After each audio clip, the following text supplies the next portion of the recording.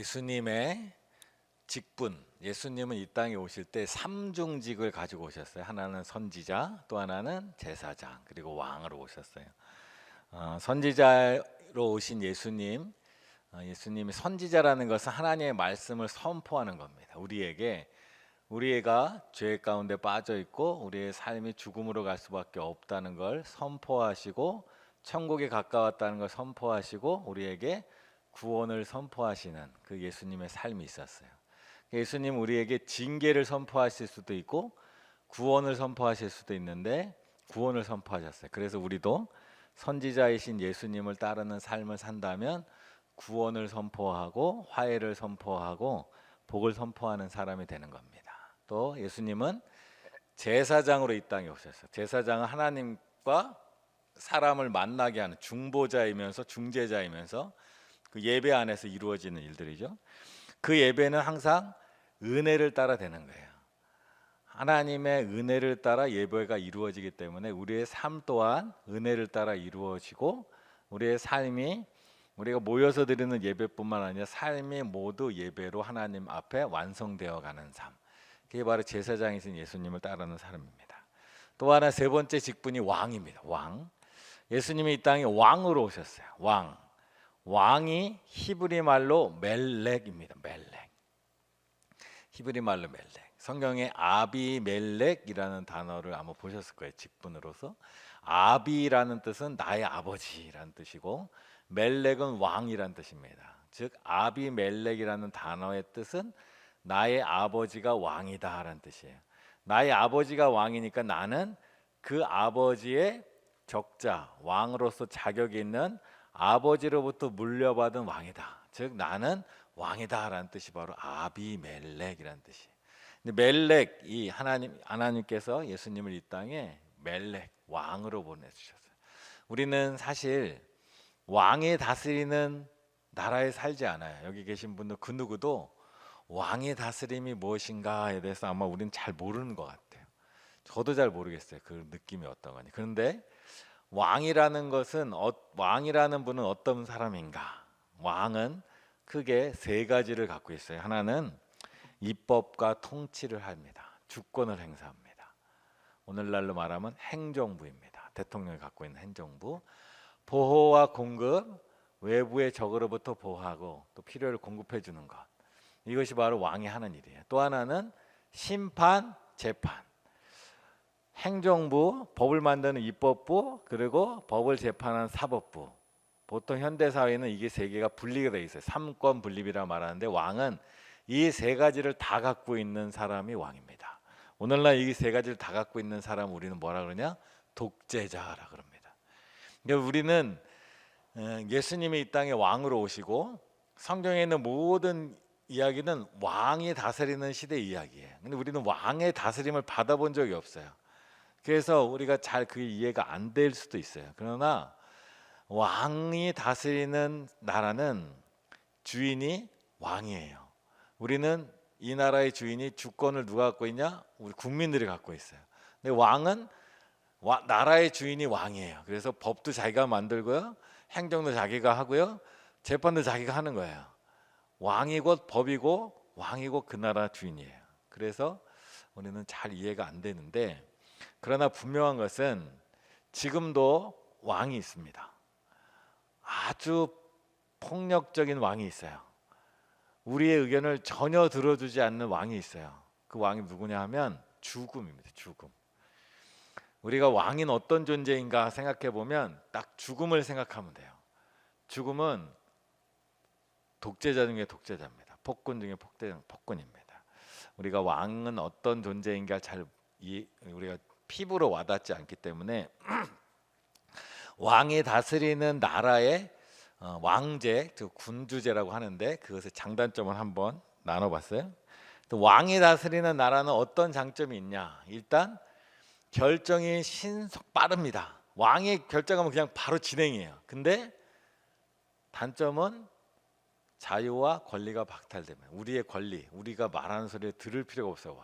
그래서 왕은 결정은 신속하게 빨리 일이 되지만 그 나라에 살고 있는 백성들은 왕에게 자기 의견을 표현할 방법이 없는 거예요. 군주제의 장점 중에 하나는 사회적으로 보면 전체 사회를 보면 안정이 돼 있어요. 왜냐하면 왕은 계속 그 가문의 왕 통치자가 나오고 신하는 귀족 중에서 계속 나와요. 사회 변화가 없어요. 그래서 크게 보면 사회는 안정적처럼 보여요. 그러나 그 안에 살고 있는 사람들은 불평등을 겪어요. 나는 만약에 귀족으로 태어났으면 신하가 될 수 있지만 일반 평민으로 태어나면 관리가 될 수 없어요. 자기가 부모의 직업을 거의 그대로 물려받아야 되는 경우가 많아요. 그래서 평등하지 못해요. 군주제 왕의 장점은 책임이 분산됐다는 얘기는 내가 왕을 고를 책임이 없다라는 거예요. 왕은 그냥 태어나면서 왕이에요. 그 사람은 그냥 그 집안에서 왕이에요. 그냥 내가 누가 왕이 됐으면 좋겠나 고민할 필요가 없어요. 누가 이 거제 시장이 됐으면 좋겠나 고민할 필요가 없어요. 그냥 귀족이 아무나 그냥 와서 하는 거예요. 자기들끼리 정해서. 그러나 단점은 그래서 결국 우리는 어떤 권리를 행사하지 못한다는 단점이 있다는 거예요. 그리고 통합된 정체성, 모든 나라가 왕을 중심으로 다 움직입니다. 이게 왕정이에요. 그러나 단점이 있어요. 그 왕이 모든 나라가 왕을 중심으로 움직이는데 그 왕이 폭군이면 나는 죽을 일밖에 없는 거죠. 고통스러운 삶을 살 수밖에 없는 단점이 있는 거죠. 그리고 사회 구조가 단순하다. 변화하게 없어요. 그래서 그 안에 살고 있는 사람은 아무리 노력을 해도 조선시대 생각해 보면 노비가 아무리 노력을 해도 관리가 될 수 없어요. 아무리 노비가 똑똑해도 관리가 될 수 없어요. 그게 바로 왕이 다스리는 시대. 그리고 지금 이 시대 우리가 살고 있는 시대 언제나 가장 최고의 독재자는 죽음이라 그랬어요. 죽음과 죄가 독재자예요. 죽음은 우리의 자유를 허락하지 않아요. 내가 언제 죽고 싶다, 언제 생명을 갖고 언제까지 살고 싶다 허락하지 않아요. 그리고 불평등해요. 먼저 태어난 사람이 먼저 가지 않아요. 아무나 막 불러가요. 죽음은. 그리고 내가 내 삶에 대해서 어떤 권리도 행사할 수 없어요. 그리고 불평등한 것 중에 하나는 운동을 열심히 하고 좋은 것 먹고 자기 삶을 잘 관리해도 갑자기 병이 나와서 죽게 되는 게 사람이에요. 어떤 사람은 막 사는데도 오래 살고 어떤 사람은 건강을 잘 조심하는데도 일찍 불려가는 것. 그게 바로 죽음이에요. 그래서 이 시대 가장 강력한 폭군, 아마 인류의 역사에서 언제나 가장 강력한 폭군은 죽음입니다. 죽음을 생각하면 돼요. 그러면 우리가 하나님 믿기 전에, 예수님 믿기 전에 가장 강력한 왕과 같은 어떤 개념이 있다는 게 바로 죽음인데, 예수님이 이 땅에 왕으로 오셨어요. 왕으로 오신 예수님은 이 왕정, 군주제가 갖고 있는 이 단점을 주님은 다 바꿔버리셨어요. 어떻게 바꾸셨나? 자유와 권리를 박탈당할 수 있어요. 왕이 다스리는 데는 우리는 자유가 없어요. 근데 하나님 우리에게 말씀하셨어요. 갈라디아 5장 1절에 그리스도께서 우리를 자유롭게 하려고 자유를 주셨으니 그러므로 굳건하게 서서 다시는 종의 멍에를 매지 말라. 왕은 우리에게, 백성이 왕에게는 다 종이에요. 왕의 명령이 움직여야 돼. 근데 하나님은, 예수님은 이 땅에 왕으로 오셔서 다시는 종의 멍에를 맺지 말라. 우리에게 자유를 주셨단 말이야. 왕이신 예수님이 우리에게 자유를 주셨다. 또 하나, 왕이 다스린 나라는 평등할 수가 없어요. 다 자기 신분에 맞게 살아가는 거예요. 평등하지 않아요. 그런데 예수님 오셔서 야고보서 2장 9절 만일 너희가 사람을 차별하여 대하면 죄를 짓는 것이니 율법이 너희를 범법자로 정죄하리라. 예수님은 우리에게 오셔서 차별하지 않으셨다는 거예요. 유대인만 구원한 것이 아니라, 귀족만 구원한 것이 아니라, 왕만 구원한 것이 아니라 이방인도, 여성도, 흑인도, 인종도 따지지 않고 성별도 따지지 않고 출신 성부도 따지지 않고 다 예수님 믿으면 구원받고 하나님 백성이 되는 그런 평등한 복음을 우리에게 주셨다는 거예요. 로마서 3장 22절 곧 예수 그리스도를 믿음으로 말미암아 모든 믿는 자에게 미치는 하나님의 의니 차별이 없느니라. 예수님의 통치는 차별이 없다는 거예요. 또 왕정 시대에는, 왕이 다스리는 세상에서는 우리가 정치에 참여할 수 없어요. 왕을 우리가 선택할 수도 없고 우리가 그 무엇 중요한 결정에 우리가 참여할 수 없어요. 그러나 베드로전서 2장 9절에 보면 그러나 너희는 택하신 족속이요 왕 같은 제사장들이요 거룩한 나라요 그의 소유된 백성이니 이는 너희를 어두운 데서 불러내어 그의 기이한 빛에 들어가게 하신 이의 아름다운 덕을 선포하게 하려 하심이라. 우리가 무언가를 결정하고 또 우리는 심지어 대통령도 선출합니다. 국회의원도 선출하고 시장도 선출해요. 그래서 당연히 이것이 우리의 권리라고 생각하지만 아마 예수님의 이 복음을 처음 들었던 사람, 특별히 유대인들, 로마의 식민지로 살고 있고 신분의 벽을 넘어설 수 없는 그 시대에 살고 있던 사람, 그 시대에 살고 있던 노예 아니면 여성, 천대받고 있는, 차별받고 있는 가난한 이들, 노예처럼 살고 있는 이들에게 예수님의 이 복음이 참으로 놀라운 복음이었을 것 같아요. 지금 우리에게도 사실은 놀라운 겁니다. 예수님, 지금도 우리는 사람이 평등하다고 말하지만 사실은 완전히 평등하다고 느끼는 사람은 별로 없을 거예요. 그런데 예수님, 하나님 나라에서는 하나님 우리에게 권한을 주셨다. 왕 같은 제사장 같은 권한을 주셨다. 그리고 요한복음 10장 27절에 보면 내 양은 내 음성을 들으며 나는 그들을 알며 그들은 나를 따르느니라. 하나님이 일반적으로 명령하고 하나님이 일방적으로 그의 권리를 무시하는 게 아니라 예수님이 우리에게 말씀을 하시고 우리는 그 예수님의 말씀을 듣고 반응하고 따라가고 순종할 하나님 우리에게 그런 은혜를 주셨다라는 거예요. 하나님이 우리를 그렇게 다스린다. 예수님이 우리에게 그렇게 다스린다는 거예요. 또 왕정의 가장 최악의 단점은 폭군이 나올 수 있다는 거예요. 우리나라 역사에서도 있었죠. 그러나 마태복음 20장 28절에 보면 인자가 온 것은 섬김을 받으려 함이 아니라 도리어 섬기려 하고 자기 목숨을 많은 사람의 대속물로 주려 함이라. 예수님은 이 땅에 오셔서 폭군의 자리, 권력자의 자리에 얼마든지 앉아서 모든 섬김을 받을 수 있는 분임에도 불구하고 이 땅에 와서 섬기려 한다는 이 아름다운 왕의 모습입니다. 또 왕정에 살고 있을 때는 신분이 변하지 않는다 그랬죠. 그래서 내가 아무리 노력해도 이룰 수 없어요. 근데 예수님은 이렇게 말씀하세요. 로마서 2장 11절 이는 하나님께서 외모로 사람을 취하지 아니하심이라. 여기서 말하는 외모는 그 배경입니다. 신분도 말하고 남성, 여성, 성별도 말하고 인종도 말하고 모든 우리가 갖고 있는 기본적인 배경. 그러나 하나님은 그것을 보지 않는다. 그 얘기는 모든 사람에게 기회가 있다라는 거예요. 하나님은 모든 사람에게 기회가 있고요. 또 예수님도 비유로 말씀하셨죠. 먼저 된 자가 나중되고 나중된 자가 먼저 된다. 하나님 앞에서는 누구에게나 다 기회가 있다라는 거예요. 그것이 바로 예수님이 다스리는 나라, 예수님이 왕이신 곳에 일어난 일들이라는 거예요. 그래서 왕으로서 예수님은 이 땅에 오셨어요. 왕은 아까 처음에 말씀드렸죠. 세 가지를 할 수 있어요. 법을 만들 수 있고요. 또 하나는 나라를 안정되게 통치하는 거고요. 또 하나는 우리에게 필요를 공급해 주는 것이 바로 왕이에요. 그럼 예수님께서 이 땅에 오셔서 그런 일을 어떻게 이루셨는가? 성경은 말하고 있어요. 첫째는 영원하고 완전한 나라를 이루셨는데 오늘 본문입니다. 21절과 22절 이렇게 말합니다. 모든 통치와 권세와 능력과 주권과 이 세상뿐 아니라 오는 세상에 일컫는 모든 이름 위에 뛰어나게 하시고 또 만물을 그의 발 아래 복종하게 하시고 그를 만물의 교회의 머리로 삼으셨느니라. 이전 세상, 앞으로 올 세상 모든 것이 다 하나님의 주권 아래 있는 완전한 나라를 하나님 만드셨다는 거예요. 근데 이 왕이 어떤 왕이야? 우리 아까 봤죠? 그 아름다운 통치를 하는 왕이에요. 우리에게 얼마든지 우리를 강제할 수도 있고 우리에게 명령하시고 우리의 뜻을 존중하지 않을 권리가 분명히 있으심에도 불구하고 하나님은 왕이신 예수님 우리를 존중해 주시고 우리 사랑하는 그런 예수님이 이 나라를 이루어 가신다라는 거예요. 그렇게 예수님이 나라의 법을 세웠어요. 나라의 굳건한 법을 세웠어요. 그리고 왕은 자기 백성을 지킵니다. 두 번째 보면 원수의 통치를 종식시켰다는 거예요. 원수는 사탄, 죽음, 죄가 우리의 원수입니다. 그들이 이전에는 우리를 다스렸어요.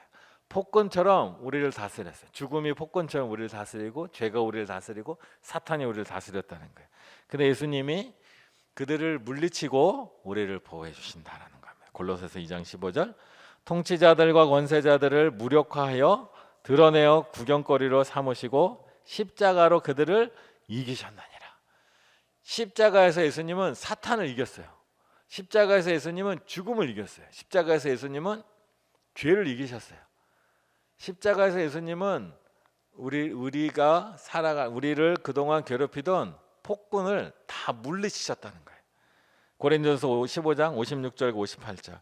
사망에 쏘는 것은 죄요 죄의 권능은 율법이라. 우리 주 예수 그리스도로 말미암아 우리에게 승리를 주시는 하나님께 감사하노라. 그러므로 내 사랑하는 형제들아, 견실하며 흔들리지 말고 항상 주의 일에 더욱 힘쓰는 자들이 되라. 이는 너희 수고가 주 안에서 헛되지 않은 줄 알미라. 사망, 죄, 사탄이 십자가에서 예수님에게 졌다라는 거예요. 어떻게 졌느냐?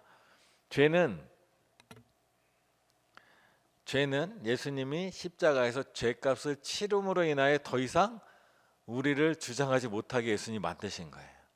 죄의 값은 사망인데 우리가 다 죄를 짓는 사람인데 예수님께서 십자가 위에서 이 죄값을 대신 치렀다는 거예요. 예수님이 십자가에서 말씀하셨어요. 다 이루었다. 다 이루었다의 원어의 뜻이 다 갚았다라는 뜻이에요. 죄의 대가를 예수님이 십자가에서 다 갚았다는 거예요. 그래서 더 이상 죄가 우리를 주장하지 못. 죄가 더 이상 우리의 폭군이 아니에요. 또 하나는 사망을 예수님이 십자가에서 물리치셨어요. 사망은 인간을 자기 마음대로 언제나 데려가는 폭군이에요. 근데 예수님이 십자가에 죽으셨다가 부활하심으로 더 이상 죽음이 우리를 주장하지 못하도록 죽음을 예수님이 완전히 물리치신 거예요. 그 누구도 죽음을 이기지 못했지만 예수님이 부활하심으로 죽음을 완전히 이기셨다는 거예요.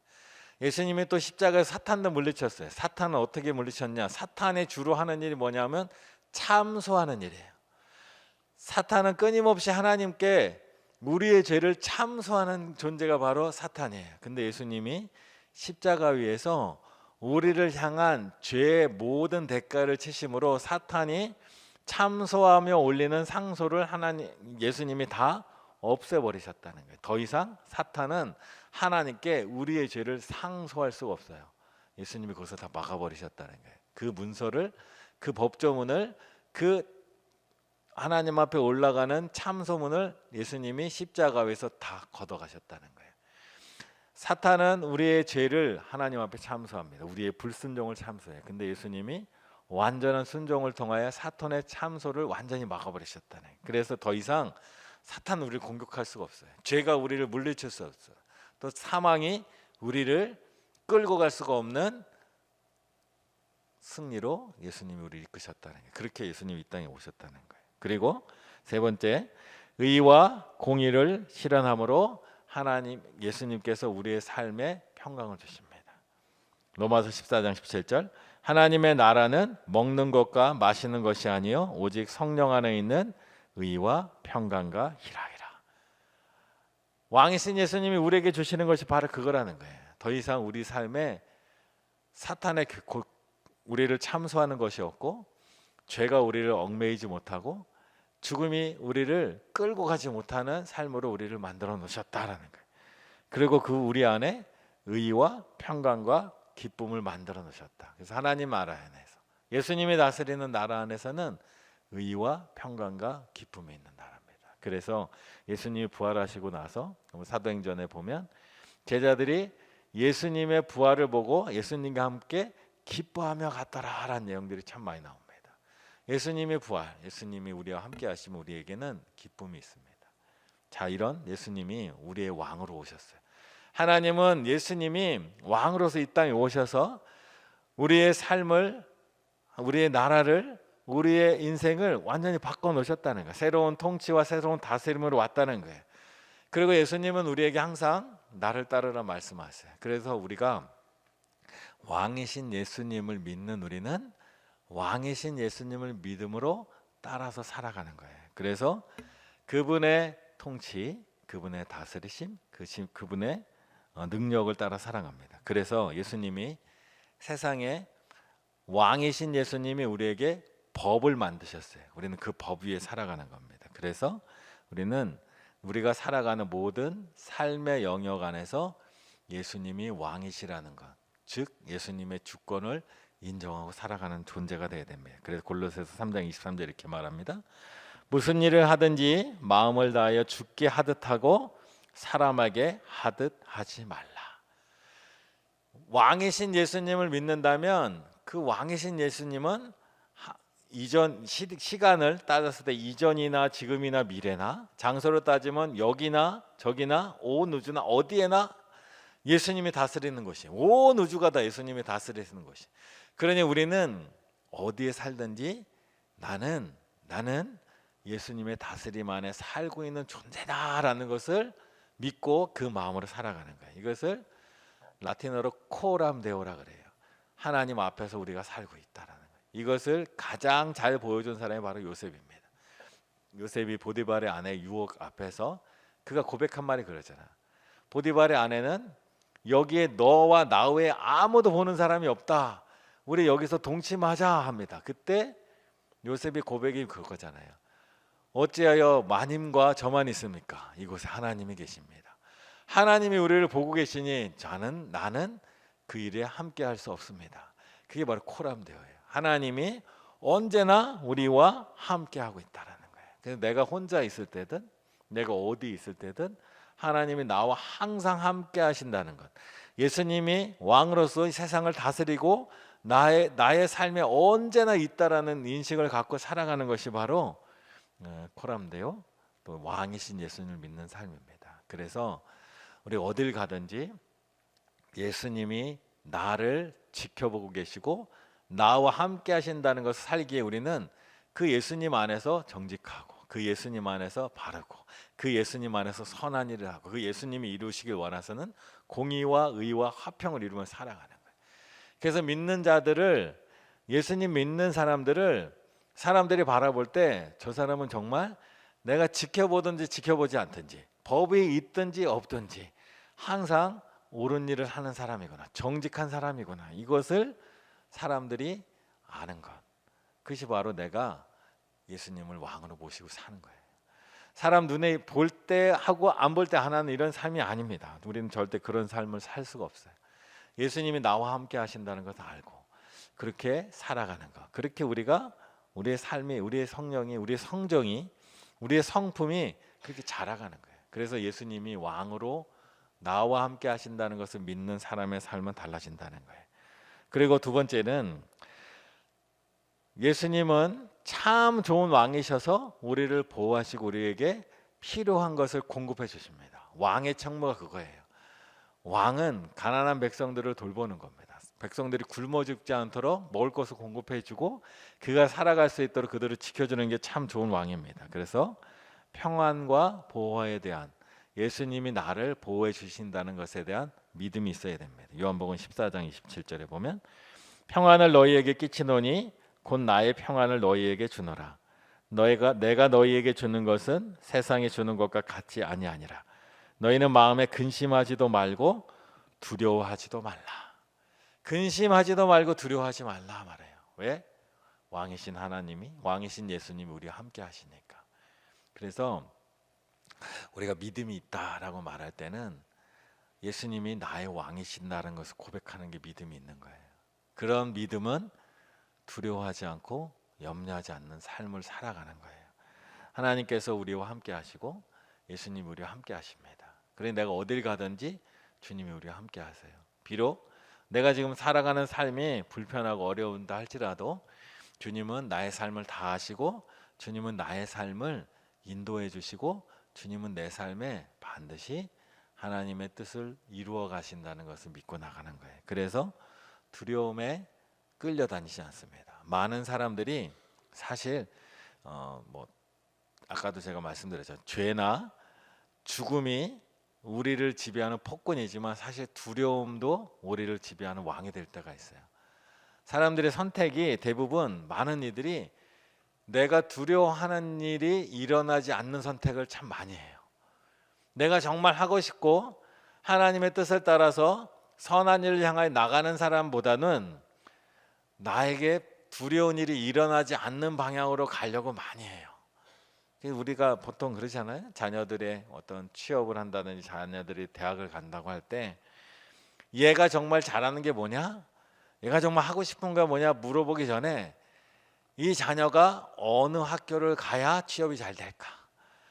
어디를 가야 안전하게 살까를 우리가 항상 먼저 생각하는 게 사람 마음이래. 부모의 마음이래. 부모는 그러니까 내가 다 그 아이를 다 지켜줄 수 없으니까 그런 마음이 있는데, 그러나 하나님이 우리를 돌보시고 하나님 우리 자녀를 돌보신다면 하나님이 우리 자녀에게 준 재능은 뭘까?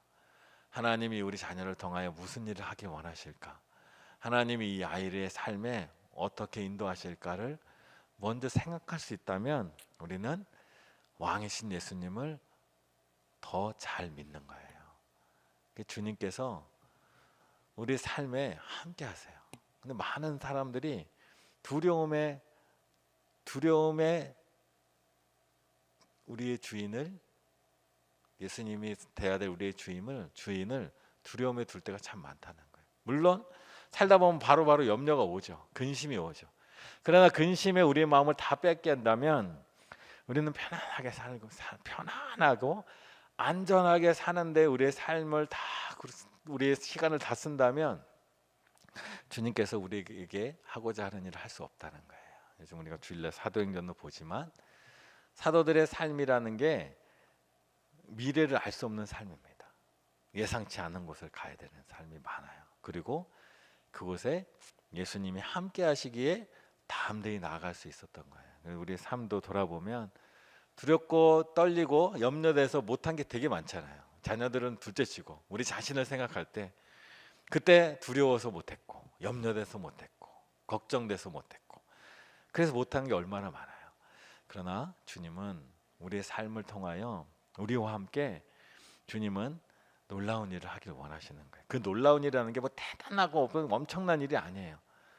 하나님이 우리에게 하고자 하는 일들이 있단 말이죠. 그러나 우리가 대부분은 두려움 때문에 못한다는 거예요. 근데 왕이신 예수님이 우리와 함께 하십니다.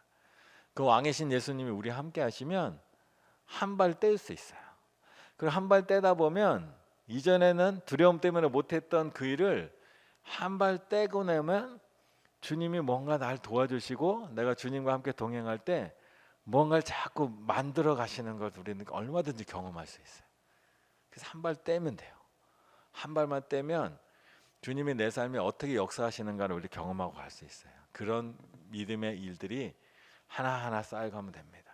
하나하나 쌓여가면 우리의 삶이 정말 하나님께서 내 삶을 만들고자 하는 일들을 참 많이 만드세요. 여러분 과거를 돌아보면 그래, 우리의 삶이 하도 우리가 두려워서 떨려서 발걸음을 떼지 않으니까 하나님이 이걸 막 막아버리시잖아요. 어쩔 수 없이 가게 되잖아요. 어쩔 수 없이 하게 되잖아요. 어쩔 수 없이 뭐 사업도 하게 되고 어쩔 수 없이 취업도 하게 되고 어쩔 수 없이 이사도 가게 되고, 근데 어쩔 수 없이 가면 실패다, 나 이제 어떻게 해야지 하는데 하나님께 기도하고 가다 보면 그 일들이 우리 삶에 더 놀라운 일들을 만들어내는 게 참 많아요. 그래서 우리 하나님을 믿는 우리는, 예수님을 믿는 우리는 예수님이 날 다스린다, 예수님이 나와 함께 하신다, 그것을 믿고 그냥 나가는 거예요. 너무 고민할 필요 없어요. 주님을 맡고 나가는 거예요. 그렇게 참 많아요. 그리고 한번 사는 인생인데 두려움 때문에 아무것도 못하고 살지 말고 한번 해보는 거예요. 한번 주님 앞에 기도하면서, 그렇다고 뭐 내 생각대로 무조건 하는 게 아니라 하나님의 뜻을 구하며 주님의 인도하심을 따라 한 걸음 한 걸음 나가다 보면 우리 삶에 하나님 놀라운 일들이 일어나신다는 겁니다. 그리고 왕이신 하나님을 믿는 우리에게 가장 중요한 것은 우리의 삶의 태도입니다. 예수님께서 왕으로 이 땅에 오셔서 우리에게 이루시고자 하는 것이 바로 뭐냐면 공의와 의입니다. 그래서 우리 또한 이기적이지 않고 의와 공의를 따르는 삶을 살아가는 거예요. 왕이신 예수님이 날 다스리니까 이제 더 이상 나는, 왕은 우리를 주관하시는 분이에요. 왕 앞에는 우리가 자유가 없어요. 왕이 명령하면 가야 돼. 안 가면 죽으니까.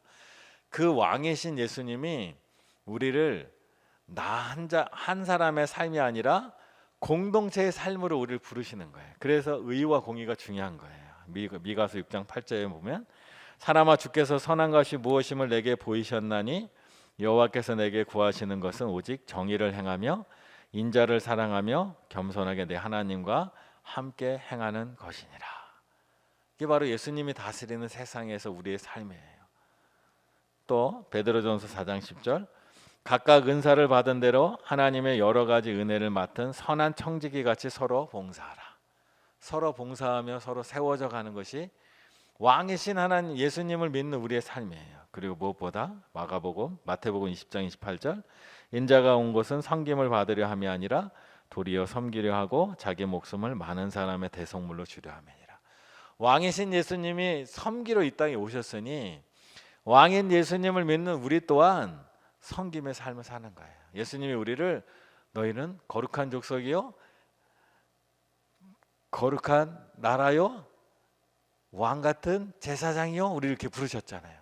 그 얘기는 우리에게 권한도 주시지만 예수님을 따라서 너희도 섬기는 왕이 되라 라고 우리를 부르시는 거예요. 그래서 우리가 예수님을 왕으로 믿는 사람은 섬길 줄 아는 사람이에요. 섬기는 사람이에요. 예수님을 따라서 섬길 수 있는 사람. 내 삶에서 내가 얼마나 많은 것을 가졌느냐. 왕이기 때문에 이 나라에서 내가 가장 부자이다. 이거 하나님 원하시는 왕이 아니라 왕은 섬기는 자다라는 거예요. 그래서 우리의 삶 속에 섬기는 마음으로 살아가는 것. 그것이 바로 왕인 예수님을 믿는 사람의 삶입니다. 그래서 우리 땅에서 우리가 왕이신 예수님을 믿는 사람입니다. 왕인 예수님께서 우리와 영원히 함께 하시며 우리의 삶을 인도하세요. 그래 두려워하지 말고 왕의 명령을 하시는 것이 무엇인가? 왕이 나를 어디로 보내시는가? 왕이 나를 어디로 이끄시는가? 그 왕은 어디를 보내든지 무책임하게 보내는 그런 왕이 아니라 언제나 나와 함께 하시며 나를 돌보시며 나를 통하여 하나님의 나라를 이루시는 왕이라는 거예요. 나의 이야기를 들어주시고 나를 존중해 주시고 왕은 보통의 왕은 일반 사람들을 그냥 노예처럼 취급해도 아무 문제가 없지만 예수님은 나를 귀하게 여기시고 나와 동행하시며 왕의 일을 함께하기 원하시는다는 거예요. 그래서 우리가 왕이신 예수님을 믿는다면 우리의 삶이 그 예수님을 닮아가는 그런 삶으로 나아갈 줄 믿습니다. 오늘 그 마음으로 우리 왕이신 예수님을 항상 따르는 우리가 되기 원합니다. 이 시간 함께 기도할 텐데요. 우리 왕이신 예수님을 생각하며 기도하기 원합니다. 예수님이 우리의 참 왕이십니다. 예수님은 우리 안에 하나님의 나라를 건설하기 원하시고 그 나라에 우리가 함께 참여하길 원하십니다. 또 왕이신 예수님이 우리를 보호해 주시니 우리가 두려워하지 말고 믿음으로 예수님을 따라 나가기를 원하십니다. 또 왕이신 예수님께서는 섬기기 위하여 이 땅에 오셨듯이 우리 또한 섬김의 삶을 살기 원하십니다. 우리가 왕이신 예수님을 따르는 주님의 백성입니다.